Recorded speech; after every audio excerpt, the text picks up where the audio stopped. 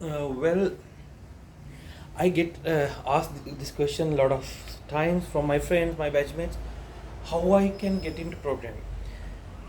And it's a question I usually tell about. There are four things that you can do when it comes to programming: web development, mobile development, machine learning.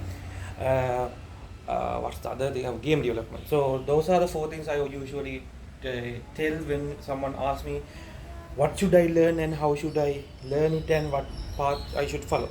And I ask them to like pick one and pick something that they currently interested in and go from there. But it's not a simple question, I think, as I thought it was, because today I was trying to create some YouTube videos about some coding tutorial, and something hits me that a lot of time we don't want to watch a YouTube video about a programming, right? The thing is, yeah, you need some kind of programming language knowledge and some kind of guide when it's come to learning something new, and you need some kind of mentor, not someone who will hold your hand while you learn to program everything. So here's my take on this. So we are in very uh, if you're trying to programming to 2026, you're so cooked, bro, and you're so blessed at the same time. I think it is the same thing when whatever time frame you choose, right? Because always there will be new things and new trends in going on in the world, and we have to adapt. So as human beings and living creatures in Earth, we need to adapt, otherwise we go extinct, right? Then when it's come to the problem, uh, this problem how we can teach someone, because I am a teacher in heart, at least not professionally, because I always teach people even in the college, and I teach people about various stuff, physics, mathematics, programming and stuff like that. And I still do teach physics. uh, yeah, it's very hard to teach someone if they don't want to do it, right? uh, so if you're choosing to learn programming and get into software development in 2026, I think there are a few things that you should consider before doing that. You should definitely go for it, but I'm saying that what path you choose and how you do it might depend on few things. mm, One thing would be, how old are you and what are your life goals. So for example, for me at least, I need to get stable and get a good income stream and support my family by the age of 30. So that was my goal. So if that is the goal, how much, let's assume that is your goals as well, and how much time do you have before that happens. So if for example, if you're 18, 17, 16 or someone like that, you have a lot of time, almost more than 10 years to do that. So you can wander off and do a lot of things.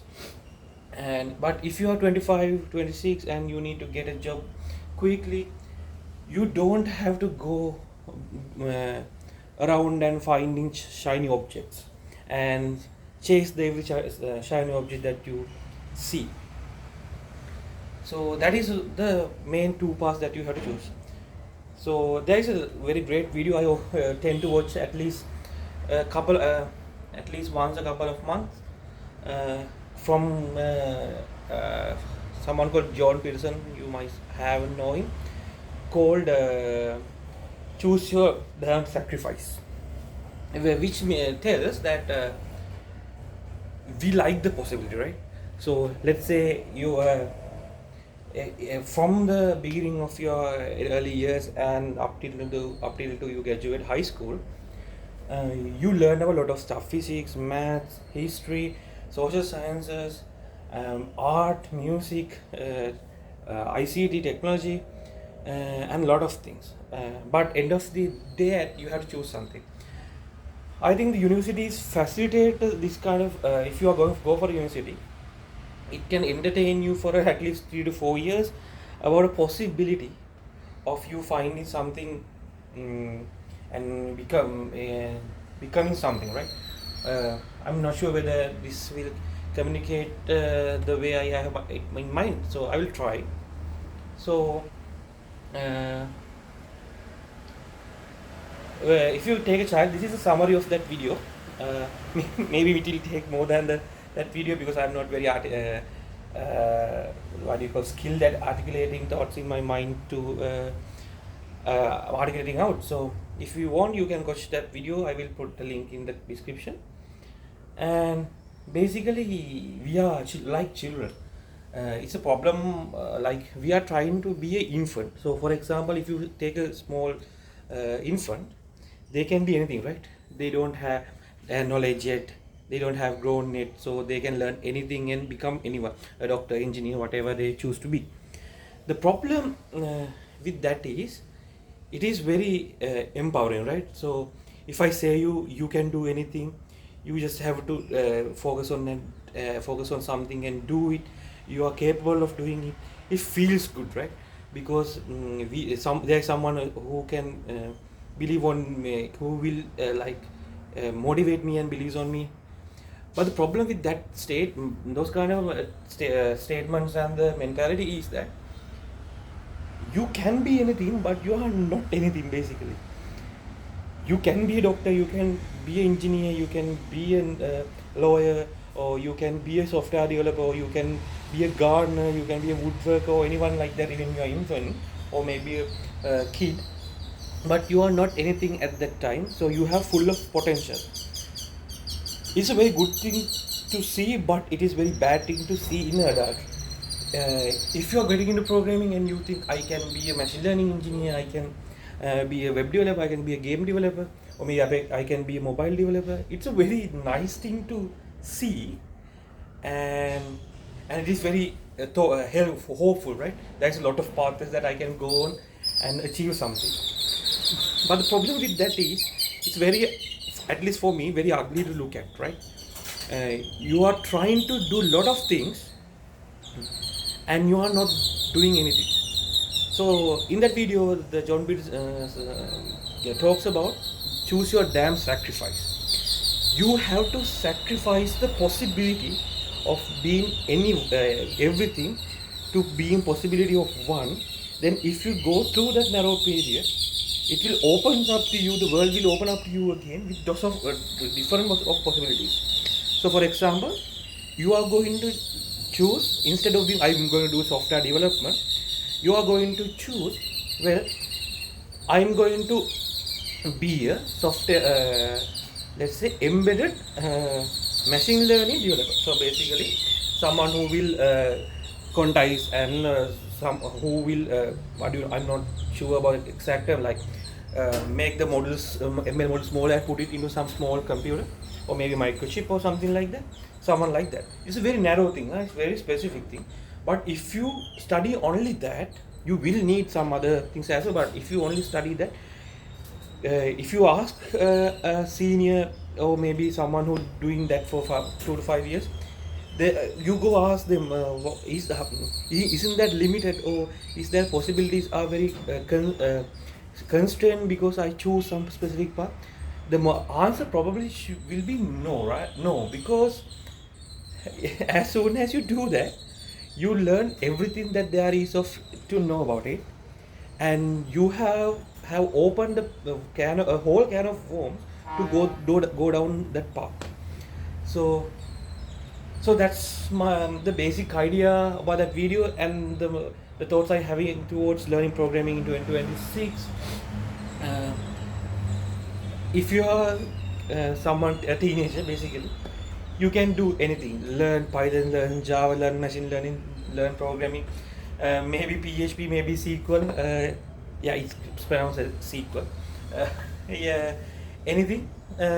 You can learn anything and you can wander off and be a child still. But if you're 25, you can't do anything. Like even if you are saying that I'm going to be a machine learning engineer, I think that is not going to be enough as well. You have to be a very specific path. Maybe look, if you're trying to find a job, look around the job posting around you. Maybe go on LinkedIn, maybe in Google search or Glassdoor or something like that, and try to see what are the positions available. let's say if you're a F1 fan like me, if you go to McLaren or Red Bull website, you will see a lot of software engineering positions as they are. Well, they are requiring very specific set of skills, simulations, and interacting with GPUs and stuff like that, or maybe like hands-on experience in Oracle stuff. If you're going for Red Bull or something like that, see what's there out there, and align it with what you already know, what you already love, and maybe cricket. So if you are watching cricket, as Sri Lankans we all do, there are a lot of technologies in the cricket as well, right? The HD detection, I'm not sure what it's called these days. Don't watch cricket these days. At the time, it was called outrage, which identify whether the ball hit the bat and you get the wave from the sound spectrum and stuff like that. Those technologies need software developers, dude. This fucking AI thing doesn't gonna replace those kind of things. If you're just being a React Andy or someone who just know web development like any another 100 million developers in this world, yeah, you're gonna be replaced. But dive into a small, very narrow thing and make go very depth into very deep and learn everything that is there to learn about it, and come out of other side, and you will have a lot of opportunities to learn. For example, if I'm the example I was talking earlier, if you are embedded machine learning engineer and you try to learn about quantizing and pruning and distilling those large models and putting into small micro chips or something like that, you will have a lot of opportunity. For example, if you will see everything. So for example, you go to a production line in a manufacturing thing, and you see they are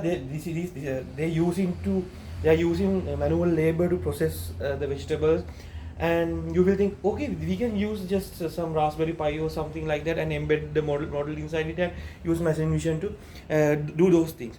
And you go to a road and you wait for a bus, and you see there's a traffic light and very ugly congestion on a junction, and you see if we had cameras in this junction, and we can use that cameras to determine whether how much of traffic in each side, and maybe dynamically adjust the color lights or something like that.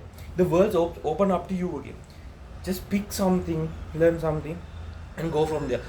But even though I said those things, there's a hard truth to it, that it is very hard to choose something that if you don't know anything, right? When that happens, you need a mentor. So I'm coding for like 13, now I'm 14 years almost, not like consistently, but I have being in touch with the computers and do programming for like 17 years, so it's 14 years. So reach someone like to me or someone who has experience with it.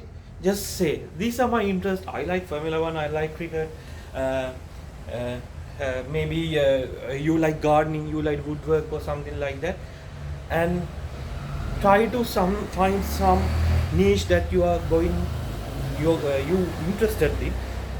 If you are not choosing something that you are interested, you're never gonna do it perpetually. You have to force it every day. So do that. And if you have questions, reach out to me. I will respond to you. You can drop a comment or maybe personally DM me. I will try to give you an opinion about what you are going to have to do. And do that. And when you go through that narrow period, the world will open up to you again. And I have gone that route about 2 to 3 years ago. Yeah, the world is beautiful outside after that very narrow period. So you have to make that count. So if you are more 25 years or something like what, but if you are a kid, just go and tinker with everything and you will be fine. And watch this video in another 5 or 6 years and it will be fine. So that's my thoughts on this AI thing. And AI is never going to replace if you go through that path and you learn something that is very unique to you. And to think about that. If you are the only person who knows to, let's say, uh, integrate those two pieces together, and you will be pretty good and set for life, right? AI can't replace it. At the end of the day, now we have AI models, and lesser of developers are writing hard coding, like actual coding programs. So what happen will is that the AI will write code, and eventually new software, new technologies will come out, right? New React version, or maybe new backend framework engine other than Node.js or something like that come up, and if there is no one to code it and read about documentation and stuff like that, yeah, world will be going to be in very bad place. So hopefully that not happen. There will be still someone who try to code manually and do those things. And it's getting dark. I think that means time's up. I hope I was. This is a very good. I want to let this out, and this is like experience for me as well. I try to try to improve my speaking skills in English as well, and at the meantime, I verbalize my thoughts and stuff like that. So hopefully you get something out of it. Let me know if you need any help figuring out what you want to do. Drop me a comment. I will reach out to you. And yeah, see you guys in next video. So the basic conclusion was I was going to make a tutorial video, and I will might not be doing that. I will maybe discuss more in-depth topics without any tutorial stuff like that. The knowledge that people need to have when it comes to software development, other than just tutorial. So yeah, have a great one, guys. It's 2026. Will be a great year if you choose just to choose your damn sacrifice. What is this small thing that you have to go through narrow period, and it's gonna be great. Have a great, where do you go, next year. See you in a year, and hope you have everything that you have hoped for at that time. So peace.